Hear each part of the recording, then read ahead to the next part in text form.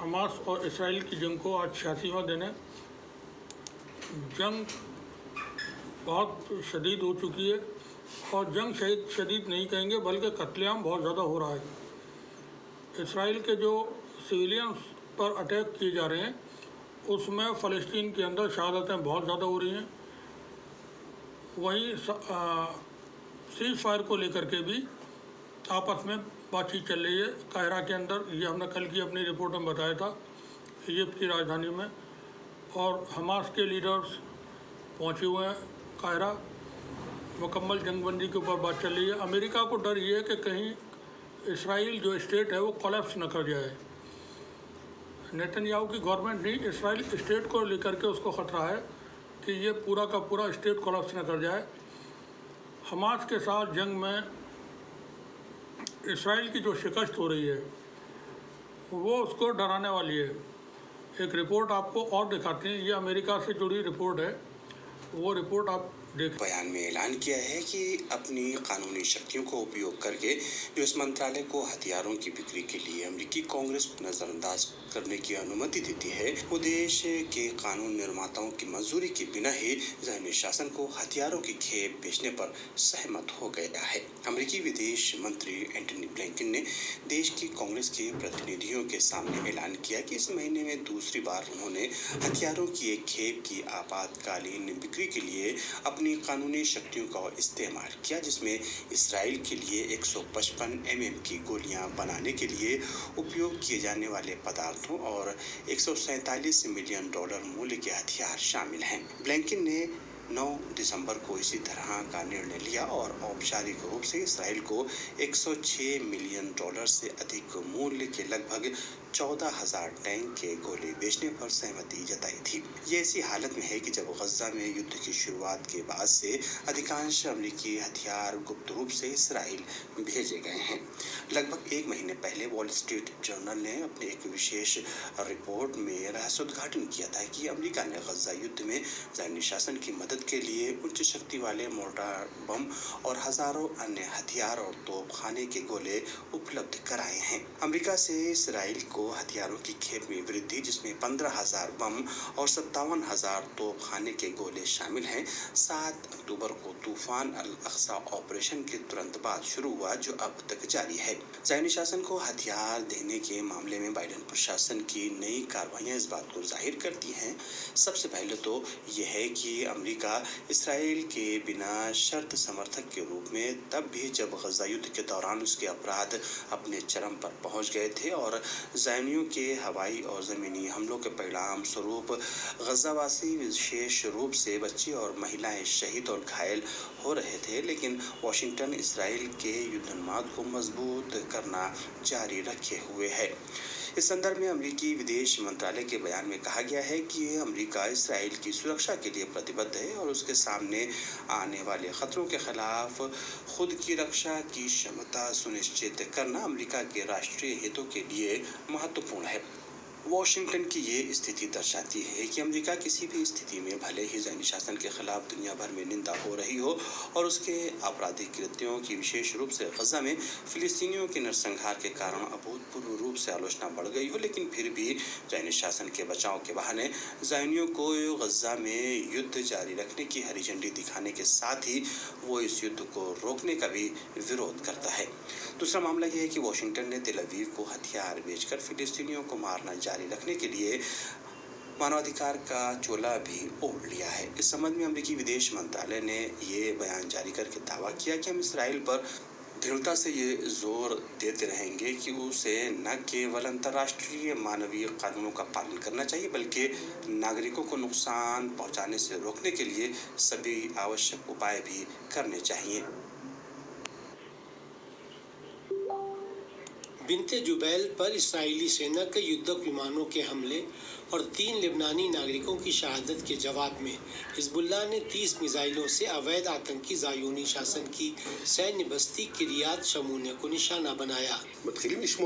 किरियात शमूने के mayor अविशाई stern ने अवैध अधिकृत फिलिस्तीन के उत्तरी इलाके के निवासियों की वापसी के लिए ज़ायोनी शासन के मंत्रिमंडल की इच्छा को पागलपन बताया है। अविशाई स्टर्न का कहना है है कि अगर जरूरत पड़ी तो हम रास्ते पर खुद लेट जाएंगे, राजमार्ग को बंद कर देंगे, लेकिन कभी भी इस बात की इजाजत नहीं देंगे कि यहाँ रहने वाले वापस लौटें, क्योंकि उनका यहाँ आना खतरे से खाली नहीं है। वो भेड़ बकरियों की तरह कट जाएंगे। इस बीच खरबत मायर इलाके में स्थित आतंकी इसराइली सेना के सैन्य अड्डे में मौजूद ज़ायोनी शासन की तोपखाना इकाई को भी बुरकान मिसाइलों द्वारा निशाना बनाया गया। ज़ुहैरा बेस के पास ज़ायोनी सैनिकों का जमावड़ा, हदब अल बोस्तान बेस और बहरी बेस में ज़ायोनी शासन की सेना का नया कमांड सेंटर हिजबुल्लाह की जवाबी कार्रवाई के अन्य लक्ष्य थे। इसी तरह एक संयुक्त अभियान में हिजबुल्लाह ने रॉकेटों, तोपखानों और आत्मघाती ड्रोनों से अवैध अधिकृत इलाके शबा क्षेत्र में मौजूद आतंकी इसराइली सैनिकों के ठिकानों, उपकरणों और उनके जमावड़े को निशाना बनाया। तहरीर अल-कुद्स। एक वरिष्ठ लेबनानी नागरिक का कहना है कि बैतुल मुक़द्दस की आज़ादी हमारा सपना है। हमें ये पूरी उम्मीद है कि हमारा ये सपना प्रतिरोध की ताकत से ही पूरा होगा। हमें अल्लाह पर पूरा भरोसा है और हिजबुल्लाह के साथ कंधे से कंधा मिलाकर हम खड़े हुए हैं। हम दक्षिण लेबनान में अपने घरों से कहीं जाने वाले नहीं हैं। अवैध अधिकृत फिलिस्तीनी क्षेत्रों से भागते ज़ायोनियों की तस्वीरें हिजबुल्लाह की ताकत को दिखाती हैं। इस बीच ज़ायोनी शासन के युद्धक विमानों ने रामिया और मरूहैन पर हमला किया है। इस शासन के ड्रोन और तोपखाने ने भी दक्षिणी लेबनान के 9 क्षेत्रों पर हमले किए, जिनमें नकूरा, हेल्ता और रशिया फखार इलाके शामिल हैं।